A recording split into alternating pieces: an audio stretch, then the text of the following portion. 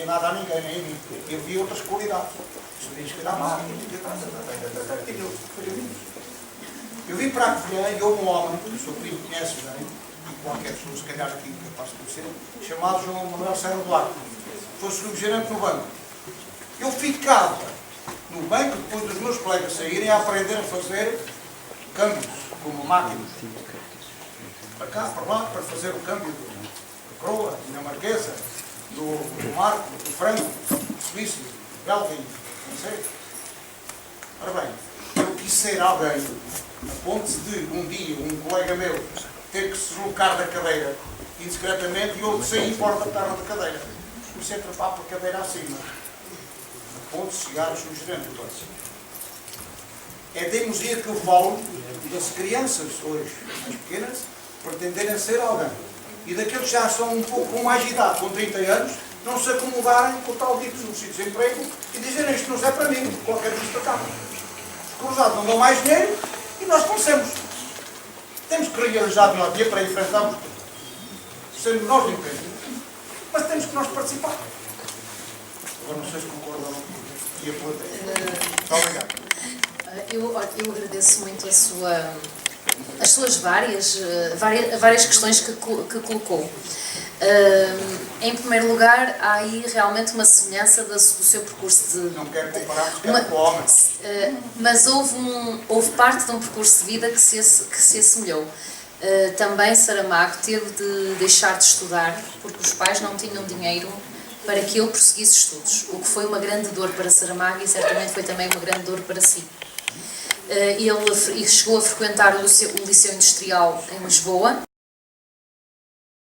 quando o pai já era polícia, e foi precisamente no Liceu Industrial que ele começou a ganhar as primeiras noções de serralharia mecânica. E por isso uma das primeiras profissões de Saramago, quando ele teve de abandonar os estudos, foi tornar-se serralheiro mecânico. E entretanto o bichinho do conhecimento perseguia-o e ele tinha o sonho de ser escritor.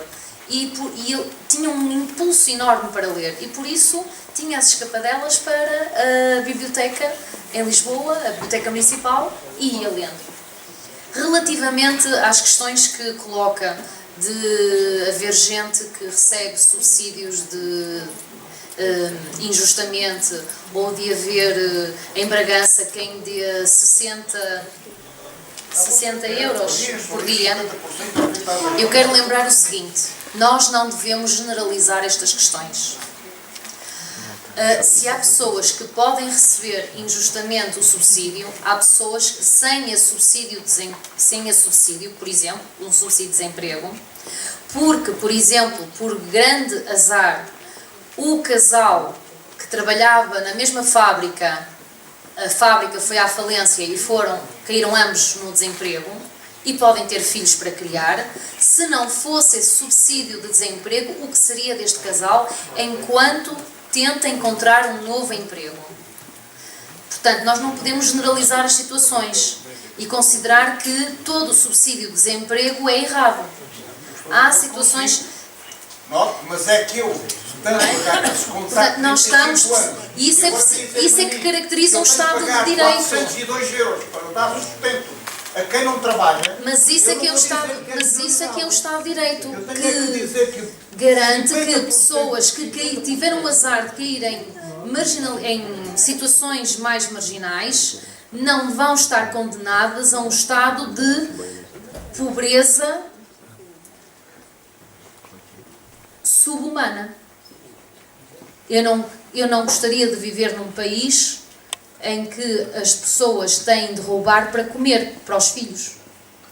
E é precisamente por essa distribuição de riqueza que eu também luto. Eu não me importo de pagar impostos para que as escolas e os hospitais e os subsídios sejam dados.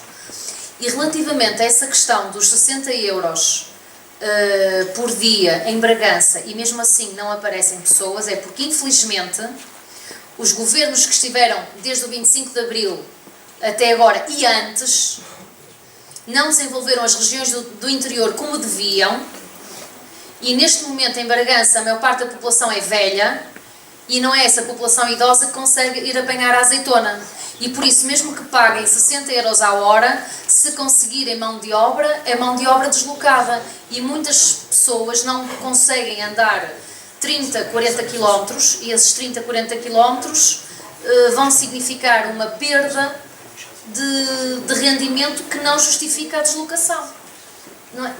Imaginemos, eu caía no desemprego e a única solução que tinha era a agricultura. Se eu me deslocar para Bragança, eu perco a jorna só na deslocação. E como eu, muitos mais. Eu estou de acordo com a senhora, Não é? Portanto, não deveremos generalizar. Deveríamos estar de acordo comigo também fazermos então, mais exaustivamente uma apreciação concretamente dos tais ditos casais que ficam na penumbra. Exatamente. O que infelizmente acontece agora é que o que acontece agora é que vai tudo a eito. Vai tudo a eito, porque interessa que vá tudo a eito. Vai tudo a eito, menos As PPPs. Ah, sim, exato. Porque as pensões de 4.000, 5.000 e daí para cima, essas são impecáveis. Por mais que lhe digo. E as PPPs, não é? As famosas, que têm as famosas blindadas. Têm advogados para tudo, mas não conseguem arranjar advogados que desblindem as parcerias público-privadas. Andamos todos a viver acima das nossas possibilidades. Todos querem. Ah, não sou eu, certamente. Eu também não. Exatamente. Portanto, essa é outra mentira que nos tentam incutir. Mas, no entanto, De que a culpa é nossa, a culpa é minha, a culpa é sua. Eu não andei a viver acima das minhas possibilidades. Se calhar quem andou a viver acima das suas possibilidades foi quem mandou construir 3 autoestradas a ligar o Porto a Viana do Castelo, ou coisas assim, quando só era necessária uma. E estamos tão bem, Por exemplo. e estamos tão bem que o Estado pode pagar os 17 milhões do presidente do Benfica. Pois? Não é? Portanto, e outras questões. Estamos em crise. Bom, Alguns. ficávamos cá a noite toda ainda não tínhamos. Bom, Sarabaco também dizia, não tínhamos pressa, mas não percamos tempo. Portanto, vamos ver se não nos dispersamos muito do tema que nos traz esta noite. Eu não sei se mais alguém quer intervir a propósito de José Saramago e da sua obra. Não sei se mais alguém quer intervir. Faça favor, sim. Queria apenas citar José Saramago num dos livros que a mim mais gostou dele, que é o Evangelho segundo Jesus Cristo. O grande romance. É um romance com uma profundidade enorme. Como dizia a doutora, acessível a qualquer leitor. Basta saber ler. Mas, fundamentalmente, uma coisa. É a sua procura histórica e a sua capacidade de pôr em causa toda uma série de coisas. Por isso, o romance foi tratado como foi tratado. Aliás, o romancista foi tratado como foi tratado. Tentaram reinstaurar o índex. Exatamente. Mas a procura histórica, em termos de, eu aqui não quero referir suscetibilidades religiosas de ninguém, mas em termos de pôr em causa verdades chamadas absolutas, os dogmas que ele desmonta com uma profundidade histórica e com um fundamento que é assim. É alguém que tem certamente a capacidade de, antes de escrever, saber o que vai escrever. Ele tem a noção da profundidade e da projeção que esse seu livro vai ter. Concordo profundamente, concordo plenamente com o que diz. Saramago não escreveu de ânimo leve o Evangelho segundo Jesus Cristo. Ele fez uma profunda pesquisa histórica. Ele leu certamente melhor do que muitos dos que estamos aqui nesta sala os 4 Evangelhos e muito mais, e dicionários bíblicos. Portanto, há ali uma profunda pesquisa bíblica para começar a escrever o Evangelho segundo Jesus Cristo. E não é por acaso que o prefácio dessa obra é uma carta a Timóteo em que em que se diz: e isto será escrito para que conheças a solidez das verdades que aqui estão. E é precisamente para desmontar essa possível verdade que o romance é feito. Eu penso que ele não quis escandalizar de propósito. Ele não quis escandalizar de propósito a Igreja Católica. Ele apenas quis arrogar-se ao direito de poder lançar dúvidas. Por exemplo, um dos dogmas que certamente mais foi problemático e que provavelmente ditou a sua saída de Portugal foi colocar em causa o dogma da virgindade de Maria. E a passagem em causa é de uma beleza poética e de uma profundidade filosófica lindíssima.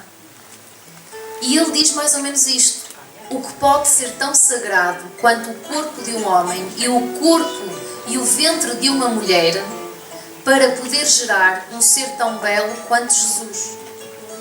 Portanto, e o que procede do corpo é o corpo e o que procede do espírito é o espírito.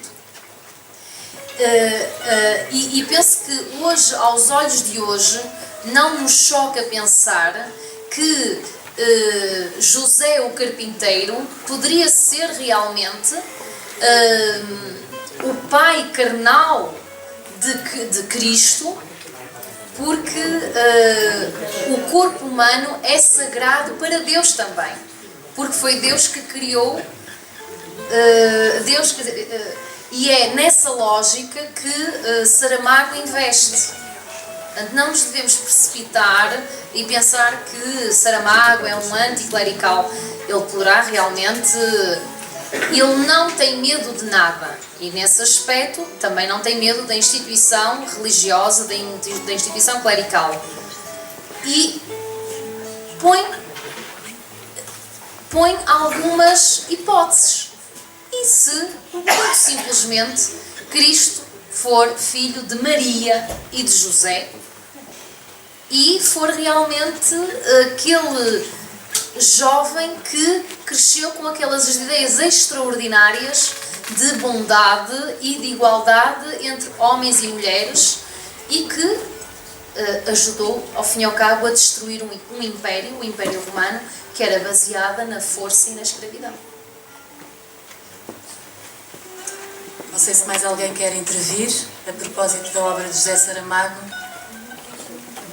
É agora o momento, para já, sobre este tema. Se não, eu propunha ouvirmos o Paulo Madeira. É ele o próximo artista.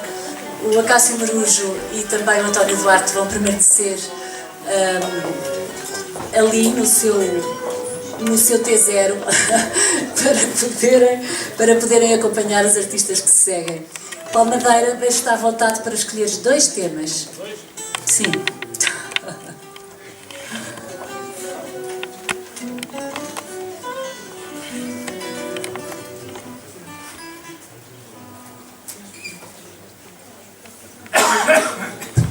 Eu penso que Saramago era uma pessoa... Doutora, se me desse licença. O Paulo não dá. Saramago, cada um é cada qual.